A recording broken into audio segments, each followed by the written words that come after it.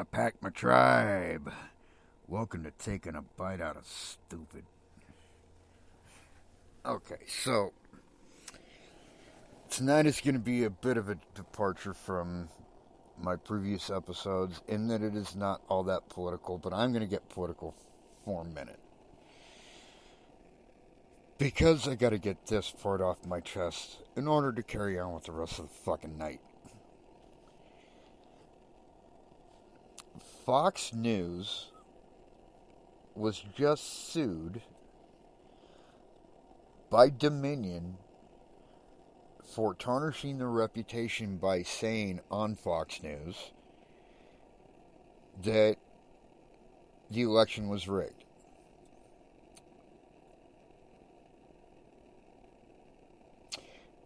In court, Rupert Murdoch, who I don't know if you know, you bunch of Trump tards out there, but let me try and explain this in a language you'll understand. Rupert Murdoch is the owner and founder of fucking Fox News. Went on record and said, yep, we lied about it, we shouldn't have done that. Quote, unquote, bitches.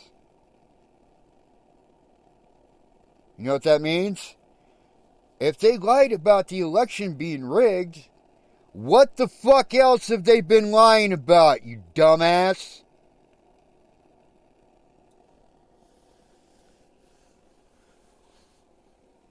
Now, on to the rest of the fucking show.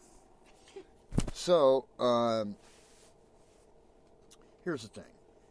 This is a bit of a departure because I am a comedian. Well, let me rephrase that a little bit to be more exact. 30 years ago, give or take a few years, I was a stand-up comedian. I was on the precipice of, if not rising to the greats, at least being like their undercard, maybe. Their feature, their opener, whatever you want to call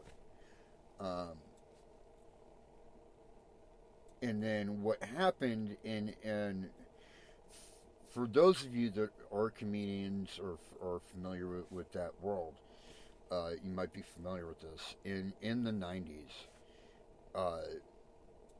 the comedy market, if you will, was absolutely flooded with rising talent. There were people getting signed left and right all the time.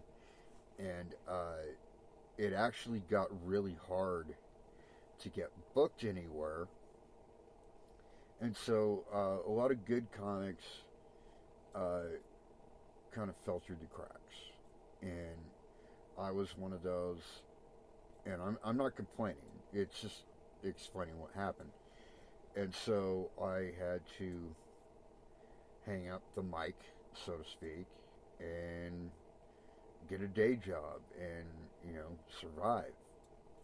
Because I wasn't getting paid, and I love comedy. I've always loved comedy. Even though I haven't been doing stand-up for years, I've been working on material, and I have a tentative date for my stand-up comedy special that I am producing and having filmed myself. It's going to be the first of its kind because it doesn't take place in a comedy club, because there are none here. The closest one is in Albuquerque, and while I have plans to make contact over there and get something going, I want to get the ball rolling myself, and I think in today's market, self-producing is the way to go. So I am filming the world's first stand-up comedy special filmed by Firelight. It'll be filmed right here on my property. with the campfire going on outside. It'll be the first time anybody's ever attempted it, as far as I know. Um, and if you want to buy said special, there's going to be two ways to watch. Well, I'm trying to figure out two ways to watch. One way is you'll be able to buy a ticket, basically, and watch live while the event is being filmed. If I can figure out how to do that. And the other way that will definitely be done either way is you'll be able to go to this website I'm creating, which will be posted on Facebook and other social media before it happens. And you'll be able to download the special for the very, very low fee of $5. That's right, $5. Most comedians that are doing this nowadays are charging $10, $15. I'm charging $5 because I'm not a household name, and because I'm not looking to get rich quick doing this. That's not what this is about. So if I can help people out in these troubled times by offering a comedy special for a lower amount of money, I'm more than willing to do that. So, anyways, on to tonight's show. What tonight's show is actually about is stand-up comedy. Kind of peeling back the curtain, so to speak, because a lot of people honestly don't understand what it takes. Hell, there's still things that I'm learning still. Granted, I've been out of the game for almost 30 years, but I've been paying attention. It's not like I stopped learning the trade. I just haven't been practicing it. And so I'm looking to make my comeback and come back bigger and better than I would have been had I made it all the way back in the 90s. So,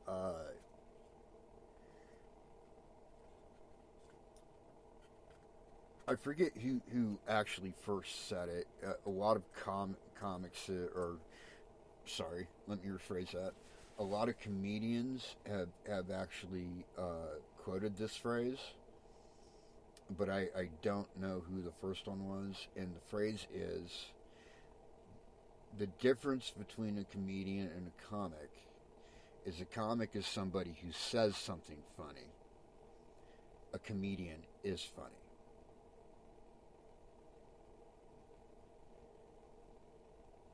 Right? So, part of that whole thing is, I'll try and give you an example. I'm not going to say the guy's name because I'm not trying to embarrass an up-and-comer. You can tell by the videos I've seen of this guy, though, that plays out of the Dry Heat Comedy Club, which is the only comedy club in Albuquerque. It's the first comedy club in Albuquerque in like 20 years or some shit like that. So, anyways, he plays out of that club, and I'm not going to say his name. I don't want to embarrass him, but he tells jokes, okay? And that's something of a misnomer that's widely used, even by comedians and comics themselves. When I say jokes, what I'm talking about is the old formula, knock, knock, who's there? It's joke structure, right? But real comedians, the real funny people that do this for a living, that's actually not what they do. I mean, they are preparing material, but it's not in that kind of joke structure. Literally what they're doing, and I think a more apt description of what they are, is comedic storytellers. Because what they're doing is they're telling a story and making it funny. And the great ones, the truly great ones, are telling true stories, usually about their own lives, and making it funny.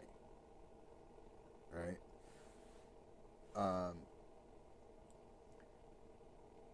Christopher Titus does this quite a bit.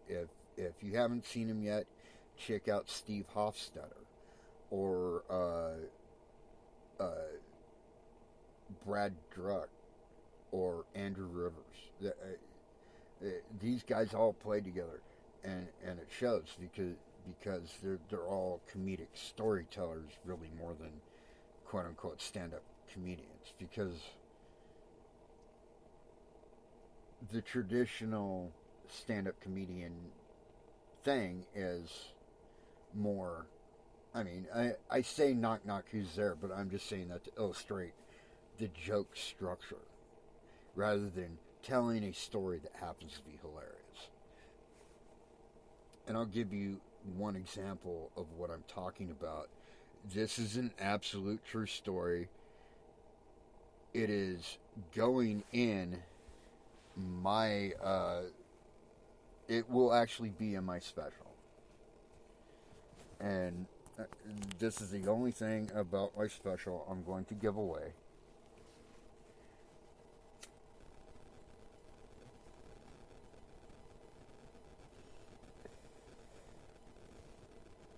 So, years ago, me and my friends, we were kind of like, we didn't really fit into an exact mold, but we were kind of nerdish in a way, because we liked to play role-playing games. It was a good way to pass the time, and we had nothing better to do. And so we were all at my friend Ian's house, role-playing one night, and we hear this commotion next door.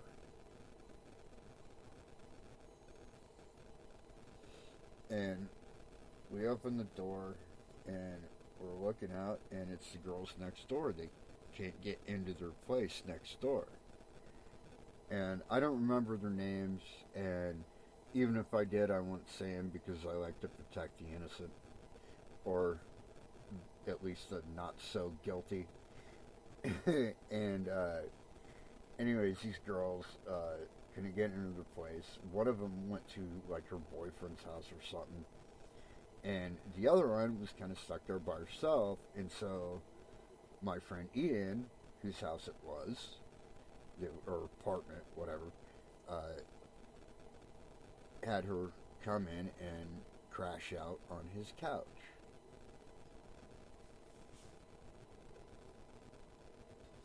We didn't think anything of it, and we went back to what we were doing, the role playing. And, oh, 20, motherfucker, that's a crit. That kind of shit. Anyways,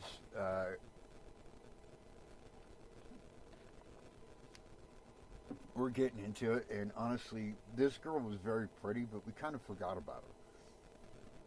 Because, we were a little bit lost in our own world. And it didn't help that we were all fucking stoners, so we were kind of lost in our own world anyways. And it just kind of made it better, I guess. Anyways, all of a sudden, from behind me, because my back was to her, I hear,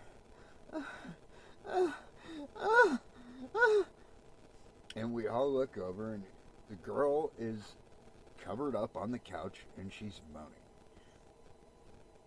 And we kind of gently wake her up. Hey, you were having a dream. We were trying to be gentlemen, so we didn't mention it was a sexual dream. We just said, hey, you're having a dream. She's like, oh, so sorry. Don't mind me, blah, blah, blah. Right? And then she goes back to sleep. We go back to our game. And probably 30 minutes to an hour goes by, and all of a sudden we hear,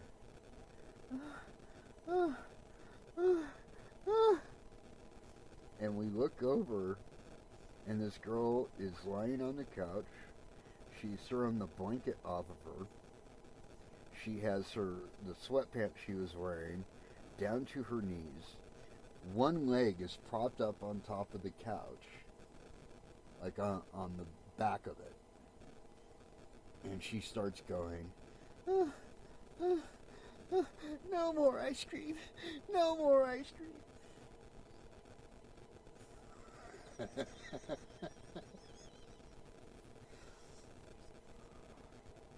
Now, that alone is funny.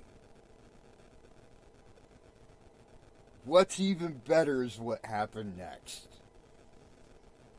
The next day, me and all my friends that were there that night got together, went to her work, and this is like back in the 90s. So this is the time when they actually still had record stores. And I don't know if anybody out there will remember this, but there used to be a chain of them called Tower Records. And she worked at Tower Records in our little town of El Cajon, California. And so we go marching through the door in a single file line, marching around the edge of the store all the way around, going, no more ice cream, no more ice cream, no more ice cream. I did not know that a average white American pretty girl could turn the same shade of red as a tomato.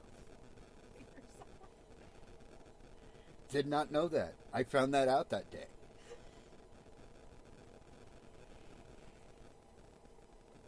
We never heard of the ice cream story. We had to make it up in our own minds. So I'm going to allow you to do the same thing. Whatever the fuck she was dreaming about. Yeah. Anyhow, that's an example of what I'm talking about. It's comedic storytelling, right? Like it's not in the traditional joke structure of build up, punchline, right? There's funny elements of it, but really all you're doing is you're telling a story that happens to be funny, or that you're making funny, right? And I got tons more of this. And by the way, just so you know, just for this comedy special that's going to happen June 20th, give or take, I am having t-shirts made that is going to depict a ice cream cone laying on its side with its leg propped up on the back of the couch, and it's going to say no more ice cream. Jay Pettit Comedy Firelight Special, June 20th, 2023. And you'll be able to order those off of my website. And please do, because all the proceeds go to hopefully help procure a vehicle for us so that I can start going to comedy clubs and touring, at least locally.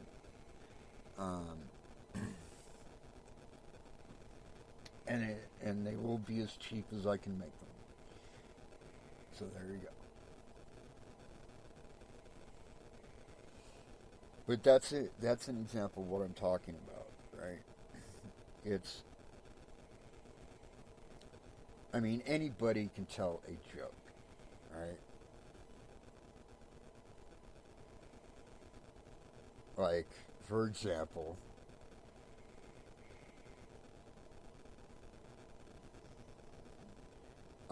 two guys walk into a bar. Bartender says, "What do you have?" One guy goes,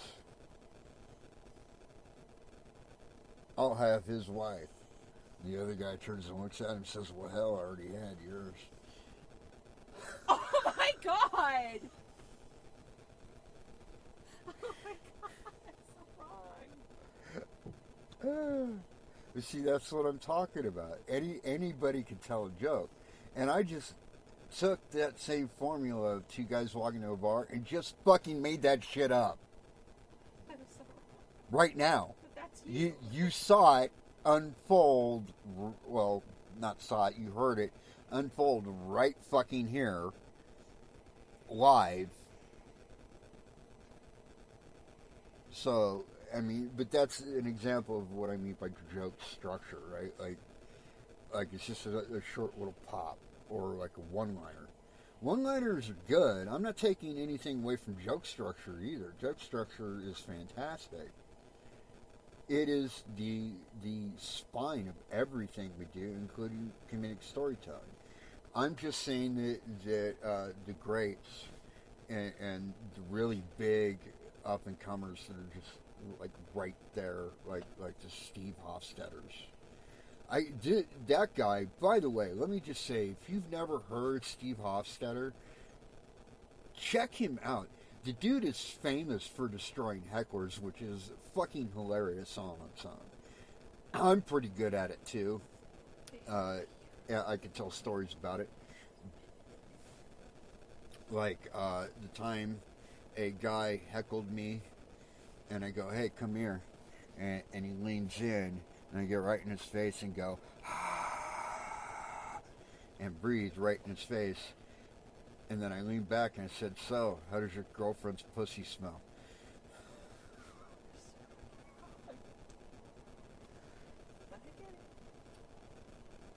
Steve doesn't quite do that, but my point is he's well known for destroying hecklers, and so am I. I think in certain circles, so am I. The people that remember me be really good with that, but I don't know how many of them are left. Anyways, point is I'm a little bit different. I cut right to it. I don't try and build it up like Steve did. Like if you watch his videos, you see that like he builds it up a little bit. Like what he'll do is he'll ask questions to distract and arm himself with whatever he's gonna say, which is great. It is brilliant. In fact, me, I'm a little bit less give a shit when it comes to hecklers, and I'll just destroy them poof immediately. I'll come up with whatever I sense, I see, I hear right then and there, and use that to destroy them. And if I can't come up with something, I will make some shit up, like, how does your girlfriend's pussy smell? Not saying that one approach is wrong and one is right, but, you know, they're just different.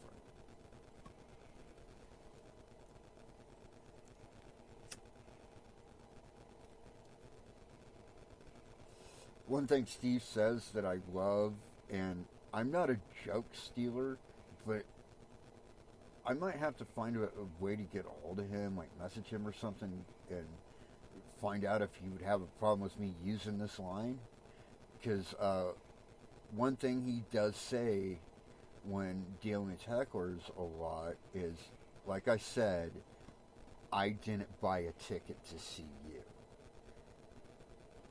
And see, I fucking love that, because that's disarming a heckler, right? When you bring to their attention that they bought a ticket to see you, you didn't buy a ticket to see them, and in a sense you're pointing out that this is supposed to be a one-sided fucking thing,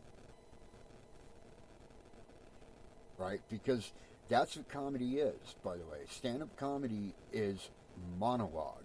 It is not a spectator sport, right? It is not a team activity, right? So hecklers should never be involved, and there are people who thrive. Steve thrives at destroying hecklers, but that's not what he wants to do. He just wants to do his material and get the fuck done with the night, because that's his job. It is our job. We love the job.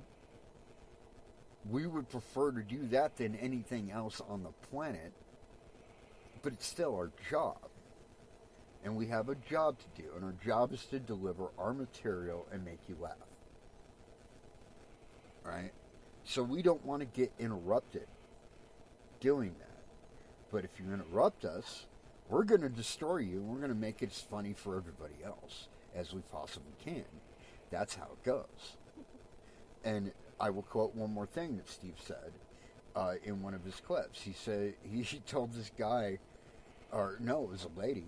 He goes, if you keep this up, I don't know if you've seen me, or if you know what I'm known for, if you've seen my YouTube before.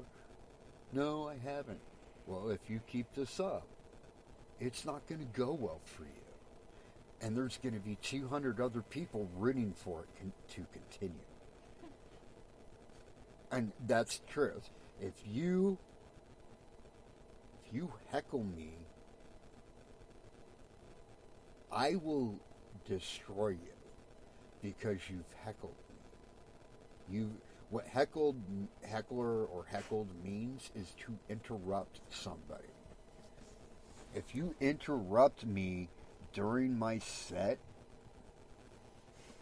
I am going to verbally fuck you up. And I'm going to do it in such a way that everybody else is entertained because you interjected into my fucking show. That's on you, not on me. But if you take that step, I will make you the show. And you won't like it. That's how that goes. So,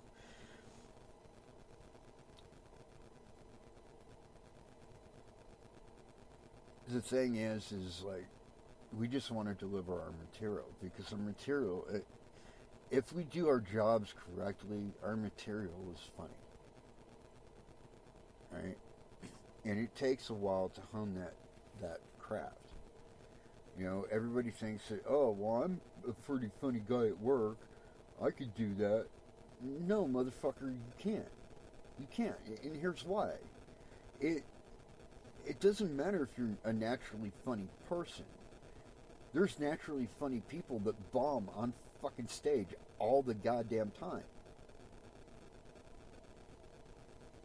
It doesn't matter if you're funny. Everything in stand-up comedy is about your delivery. Right?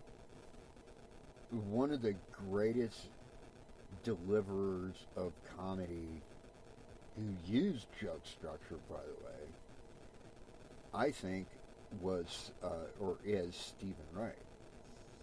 And here's what's great about Stephen Wright, is he talks in this low, monotone, flat pitch voice that just kind of lulls you into thinking that this guy is not going to be funny. And then he hits you with the punchline, and you're like, oh my fucking God, that's brilliant. One of my favorite jokes of his, and I'm not stealing this, I'm quoting it, by the way, so keep your panties on. Is he goes, he starts telling a series of jokes about dogs, right? He's like, I used to have this dog named Stay. Come here, Stay. Come here, Stay. Poor dog died of a nervous breakdown. Didn't know whether he was coming or going. Right? That's some funny shit, but the way he delivers it is so brilliant because it lulls you into this false sense of he's not going to be funny, and then he's fucking hilarious. Alright? So that's his style of delivery, though. Like he makes it work. Anybody else on the fucking planet tried that, they would fail miserably. Because that's specific to him. Right? My personal favorite is most comics, right, they'll tell a story, but they'll have like 3, maybe 4 laugh breaks in there. And that's brilliant, and I love them for it, and they do it really well. guys like Christopher Titus are fantastic at it, right? And I give all the props in the world to that guy. It's just not my personal style, right? Although I am a comedic storyteller. See, what I do, just like with that no ice cream story, is I'm explaining what happened, right? This girl's on the couch and starts moaning, right? And then that's kind of funny in itself, right? But that's not really the build-up, right? The build-up is the second time she starts moaning, because that's where the no more ice cream line comes in. Alright, and here's the brilliant thing about this, not to toot my own horn here, but this is the brilliant thing about this. I didn't write this joke. It wrote itself. Because this actually happened. No shit. I'm not kidding you. There was actually a girl who actually crashed on my friend Ian's couch, that actually started moaning, that actually said in her sleep, "No more ice cream, no more ice cream." Actually fucking happened. Everything I tell on stage actually fucking happened. The only difference, really, is that I make it funny. Or funnier, in any case. Right? I have a bit that I kind of don't want to use, because it is too close to what another comedian has done. Now this other comedian, as far as I know, hasn't used this bit in years.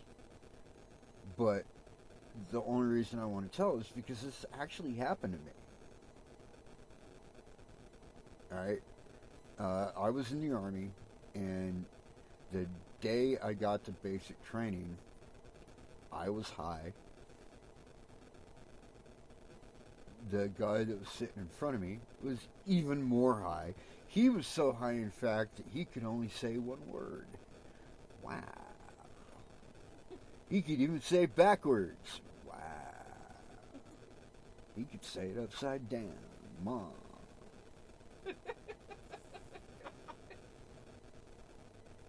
Right? But that bit is almost word for word the same bit this Christian comedian named Michael Warnke does. And I don't want to be accused of stealing material, because it's not what I'm trying to do. Even though it's pretty much word for word the same fucking story, it actually happened to me. That's the only reason I would want to use it. But out of respect, I don't give two shits about the Christian angle at all. But he is another comedian, and I got to give him props for that. And I don't want to take anything away from him. That's not how we do this. So I don't use that bit. Right? But it is another good example of comedic storytelling, because it starts with arriving at the airport, catching the bus that actually takes us onto the base, which in itself was an hour and 45-minute ride. And I'm sitting here high as fuck.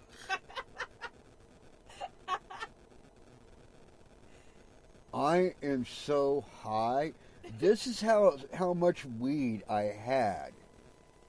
Just to clarify all of this for you.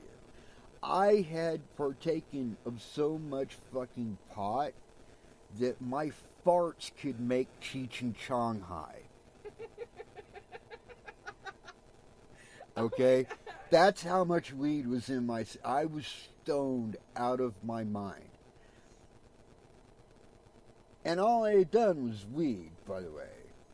The guy in front of me, I don't know what the fuck he was on. He was probably on the rainbow. of everything.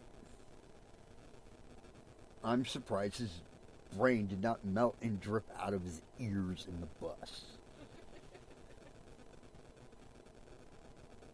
Here's a picture for you. And then, just like every scene you've seen in a movie, Drill Sergeant's there right when we get off the bus, and we got to stand in formation, in a line.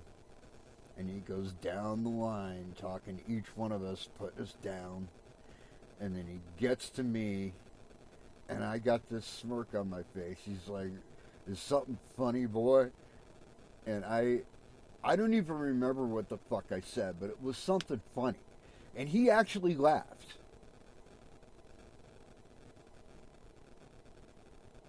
He said, "Holy shit, that was pretty funny." Right? And I'm like, I'm a comedian. I'm sorry. Actually, the truth. And it goes on from there.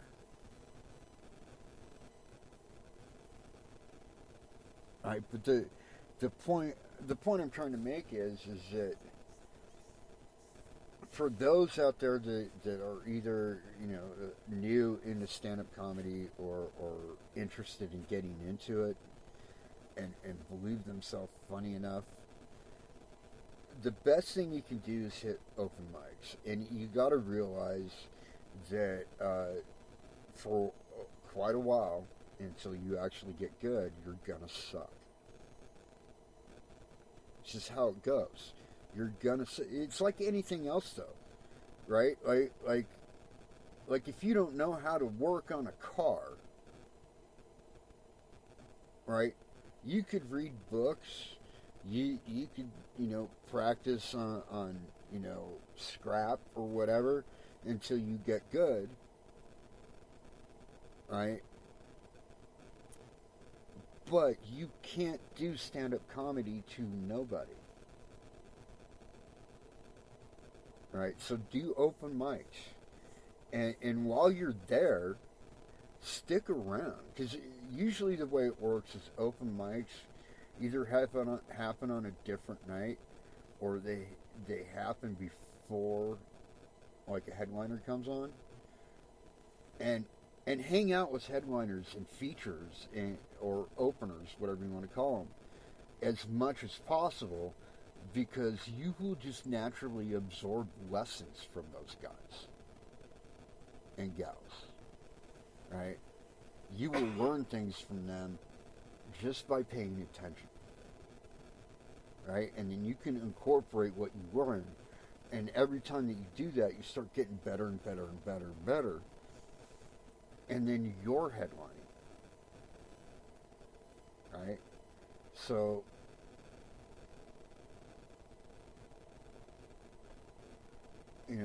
don't be afraid to ask questions of other comics too. Don't be afraid to ask for advice from other comics. We might be brutally honest, and hilariously so, but we might be brutally honest with you. But you can't have a soft skin. You can't have a soft skin and be a comedian.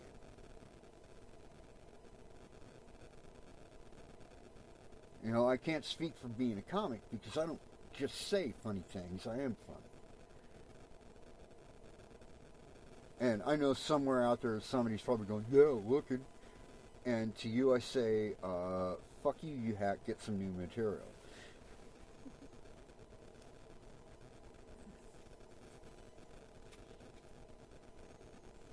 Point is that for those out there that are either just getting into this business, or I'd say less than 5 years, or even those that have been around forever that maybe haven't learned some lessons yet, don't be afraid to ask questions. Don't be afraid to take advice, and take whatever advice comes. Right? If another comedian tells you that you need to work on your delivery, work on your fucking delivery. And one of the best ways, honestly, to do that is to look at the comedians that inspire you, right? Like for me, I kind of like the in your face, explosive comedy of like a Sam Kinison. I think Sam inspired me quite a bit, but ultimately, like my ultimate inspiration into comedy was George Carlin. And even though his comedy was a bit different in that not everything he was talking about was like a true story made funny, but it was still kind of the same formula of like comedic storytelling. Like, because it would build up to, it might have a lot of little punchlines along the way, but it would build up to one huge punchline. And one of my favorite jokes by him is this joke it's actually almost the whole special was this one fucking joke about polluting the earth, and he goes on this big long rant about how bullshit, the earth is not going to die. The earth is not going to die. We're going to die. The earth is not going to die. See, this is what it is. The earth can make everything for itself. It can make the sky.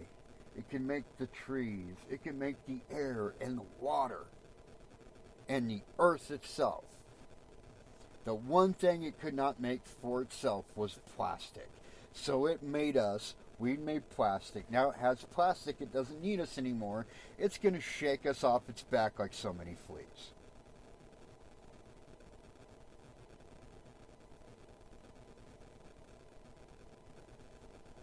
Right? And it's this whole build up to this point, but it makes you think about what he's actually saying.